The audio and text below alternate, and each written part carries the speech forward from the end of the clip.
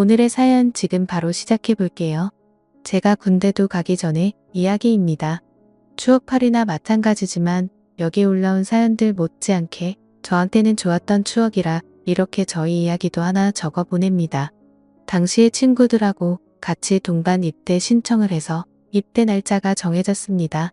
그런데 그 날짜가 진짜 애매하게 잡혀서 보니 아니게 긴 시간을 학교도 다니지도 않고 백수로 지냈습니다. 그나마 다행인 건 동반 입대를 신청했기 때문에 허송 세월을 같이 보내는 동지들이 있었다는 게 위안이 되었네요. 같이 놀고 있는 친구들하고 어디 싸돌아다니는 거 말고는 할 일이 아무것도 없었습니다. 그 시절을 보내본 분들은 다 아시겠지만 혈기는 왕성하고 에너지는 넘쳐나는데 그걸 다 뿜어내기에는 총알이 부족하잖아요. 저 또한 그랬습니다. 그나마 학교 다닐 때는 용돈 하라고 집에서 돈도 받고 했는데 휴학까지 해버리니 돈 나올 구석이 하나도 없었지요. 입대까지는 시간이 남았는데 그렇다고 저희 젊음을 아무것도 하지 않고 태워버리기엔 하루가 안타깝던 상황이었습니다. 이러나 저러나 바꿀 수 없는 게 저희 입대 날짜였고 그래서 월급 받는 아르바이트도 좋지만 단기로 괜찮게 돈을 벌 수 있는 방법이 있으면 좋겠다 생각했습니다. 그러다 생각한 게 과였어요. 다른 건 몰라도 제가 수학 하나만큼은 자신이 있었고 학교도 꽤나 이름이 있던 곳이라 대충 전단지 만들어서 집 근처에 있는 아파트 단지까지 해서 몰래 전단지를 붙이고 다녔습니다. 너무 멀리까지는 가기 싫어서 걸어서 10분 내에 있는 곳까지만 하고 말았는데 과외를 시키기엔 또 애매하게 짧은 기간이라 그랬나 연락이 잘 안 왔습니다. 시세보다 싸게 해줄 생각이 있었는데 금액을 적어놓지 않아서 그랬나 연락이 거의 없었습니다. 결국 수중에 돈이 다 떨어질 때까지 저한테는 아무런 연락이 오지 않았고 그래서 그냥 다른 아르바이트 자리나 찾아봐야겠다 자포자기하고 그나마 집 근처 가까운 곳에서 일할 만한 곳이 있나 찾아볼 요량이었습니다. 당구장에서 친구들이랑 죽치고 시간 보내고 있는데 그날따라 담화가 엄청 잘 붙더군요. 한참 집중하고 있는데 전화가 왔습니다. 과외 선생님을 찾는 전화라고.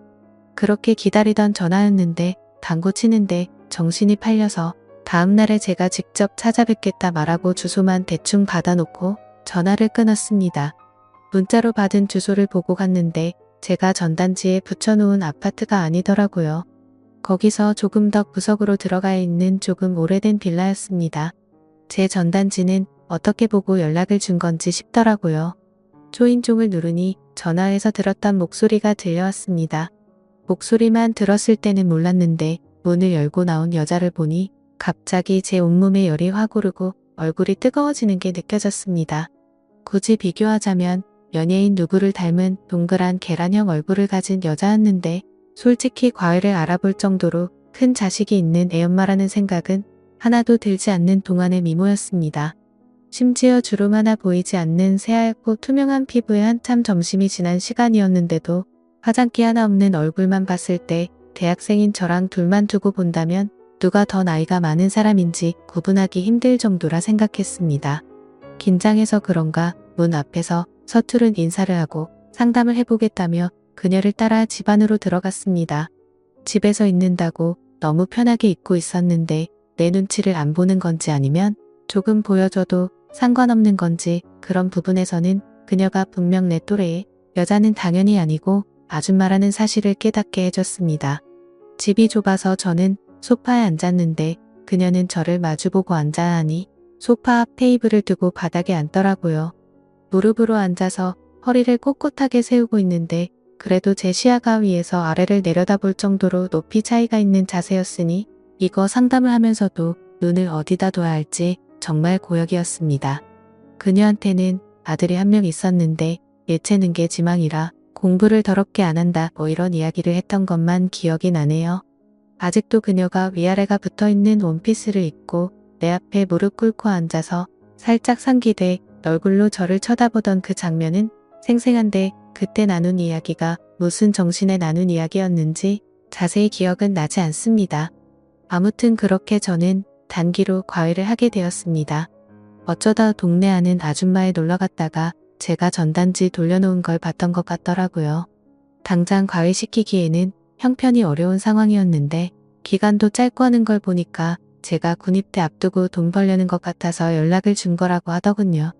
제가 원한 것보다 거리가 조금 멀어지긴 했는데 여전히 걸어 다닐 만한 거리에 매일같이 그녀를 만날 생각을 하니 오히려 좋았습니다.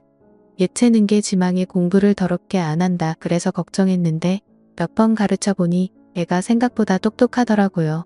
알려주는 대로 족족 그대로 흡수를 하고 질문도 많고 말이죠. 그런데 제가 설명도 잘 못하고 버벅이는 걸 보니 이 친구가 제가 과외하기에는 조금 많이 모자라다는 걸 눈치를 챈 모양이었습니다. 그래서 조만간 잘리겠거니 싶어서 저도 에라 모르겠다 싶어서 가르쳐주는 건 대충 하고 그냥 수다나 떨고 하면서 놀기 시작했죠. 그러다 보니 조금 친해지게 되었습니다. 한 달 조금 넘게 지났는데 아줌마가 잠깐 저 좀 보자고 하길래 이제 드디어 과외 자리 잘리겠거니 싶었습니다. 한 달 조금 넘게 한 거 돈만 받아내면 되겠다 이 생각을 하고 있었는데 아줌마가 저한테는 난데없이 고맙다고 하더라고요. 예상치도 못한 말에 무슨 말을 하는 건가 싶었는데 애가 남편이 세상을 떠나고 난 뒤로 많이 우울해 있었는데 요즘 제가 과외를 시작하고 나서 제 이야기도 많이 하고 잘 웃고 많이 밝아졌다고 하는 겁니다. 저는 당연히 남편분은 출근해서 집에 없는 거라고 생각했는데 사별했을 거라고는 생각도 못했어요. 아줌마는 아들이 저한테 말해줘서 그 사실을 이미 알고 있었을 거라 생각했던 것 같습니다. 좋은 게 좋은 거라고 저도 그냥 이미 알고 있던 척 경기를 시작했지요. 아마 아줌마도 제가 실력이 모자란 거 알고 있는데 애가 마음을 열고 밝아지기 시작하니 그 부분을 높게 샀던 것 같습니다. 그 뒤로도 저는 너무 돈만 꿇고 할 생각하지 말고 좋은 과외 선생은 못해도 좋은 멘토는 되어야겠다. 뭐 이런 생각이었는데 수업만 한 게 아니고 같이 밖에 나가서 볼도 차고 PC방 가서 머리도 씻기고 하면서 공부하는 시간 외에도 같이 시간을 보내기 시작했습니다. 그런데 아줌마가 하루는 저녁 식사 좀 하고 가라며 저를 붙잡더라고요. 남의 집에서 식사를 대접받았는데 설거지까지는 아니더라도 뒷정리는 좀 도와줬습니다. 아줌마가 키가 작은 편이었는데 높은 데 있는 그릇 같은 거 꺼내주기도 하고 뒤로 넘어간 거 정리해주기도 했지요.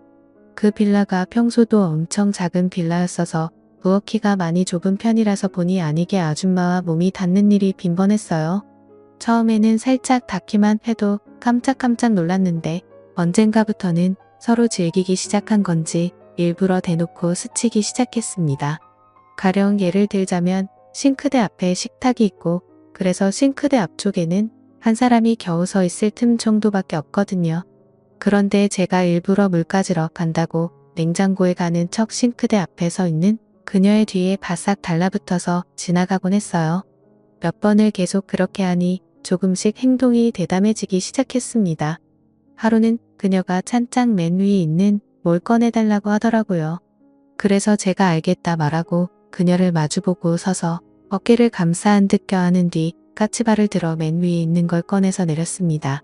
중심 잡기 위해 직행하는 것처럼 꾸미긴 했지만 누가 봐도 제가 그녀를 껴안으려고 수작을 부린 것과 마찬가지였지요. 그런데 언젠가부터 아줌마도 제가 일부러 저런다는 걸 알고는 그런 저를 받아주기 시작하더군요. 동안이라 화장이 따로 필요 없을 정도로 아름다운 그녀였지만 언젠가부터 제가 수업 때문에 방문을 하면 머리도 정돈되어 있고 입술도 빨갛게 칠해놓고는 화장을 하고 저를 맞이하기 시작했습니다.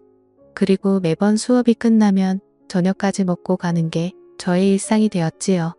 그녀가 저한테 잘 보이기 위해 화장을 하고 있는 건가 궁금해져서 과외 끝나고 빌라 골목에서 기다렸던 적도 있는데 그녀가 딱히 밖에 나오거나 하지는 않더라고요.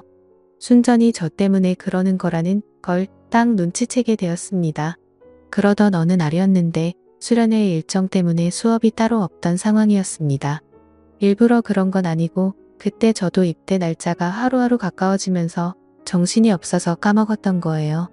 그날따라 집을 나섰는데 나온 지 5분도 안 돼서 비가 주룩주룩 내리더군요. 집에서 가까운 거리였던지라 돌아가나 아줌마 집으로 가나 시간 걸리는 건 거의 비슷해서 그냥 후다닥 뛰어갔습니다. 그런데 빗줄기가 상상 이상으로 거세지기 시작했고 쫄딱 젖어버리게 되었습니다. 그 집에 도착해서 초인종을 눌렀는데 아줌마가 저를 깜짝 놀라면서 맞이하더라고요. 수업이 없었으니 그녀도 제가 올 거라 생각을 안 하고 있었고 오랜만에 화장도 안 하고 있었습니다. 화장한 모습도 예쁘지만 저에게 익숙한 건 자연스러운 그 모습이었기에 오히려 오랜만에 그런 그녀를 마주하니 더 설레기 시작했습니다. 수업이 없어서 그냥 돌아가도 되었지만 그녀는 비에 잔뜩 젖어버린 저를 보더니 들어오라고 하더라고요. 비라도 말리라고. 안 그러면 감기 걸린다고요. 급하게 갈아입을 옷이라고 꺼내줬는데 제가 입기에도 사이즈가 넉넉한 게 아마 죽었다는 남편이 입던 옷인 것 같았습니다. 굵은 빗줄기가 창문을 때리는 소리만 들릴 뿐 그 집안에서 그녀와 저는 서로를 응시한 채 아무 말도 나누지 못하고 있었습니다. 2시간 정도 후에 소나기가 그치고 집 안으로 햇살이 들어서기 시작했을 때는 그녀는 그녀의 방 안에서 제 팔을 베고 누워 있었습니다. 결국 저는 그녀와 사랑에 빠지게 되었던 거죠. 그렇게 군대 입대 직전까지 함께 붙어 있었고 군대 다녀와서 꼭 다시 돌아오겠다. 아빠가 되지는 못해도 최선을 다하겠다. 작별 인사를 했는데 그녀의 표정이 감동을 한 건지 엄청 의외라는 표정이었습니다. 당연히 저는 그녀가 저를 기다릴 줄 알았는데 입대 후 첫 휴가를 나오고 군복을 입은 늠름한 모습을 보여주고자 그녀 집에 찾아갔는데 초인종을 누르니 웬 모르는 사람이 튀어나오더군요. 전에 살던 분은 어디 갔냐고 물으니 저한테는 말도 없이 이사를 떠났던 겁니다. 마지막 날 보여줬던 당황스러운 표정은 저를 기다리겠다는 뜻이 아니고 부담스럽다는 표정이었나 봅니다. 이렇게 저의 첫사랑의 추억은 끝이 납니다. 아직도 소나기가 오면 축축한 빗소리에 가장 먼저 떠오르는 게 그녀입니다. 아마 저도 오래된 기억이기에 그녀가 더 아름답게 제 머릿속에 자리 잡았을 수도 있다고 생각합니다만 아직도 그때의 향기 그때의 분위기를 생각하면 제 인생에 2번은 없을 좋은 추억이라는 생각이 드네요. 오늘의 사연은 여기까지네요. 긴 사연 끝까지 들어주셔서 감사합니다. 구독과 좋아요 잊지 말아주세요.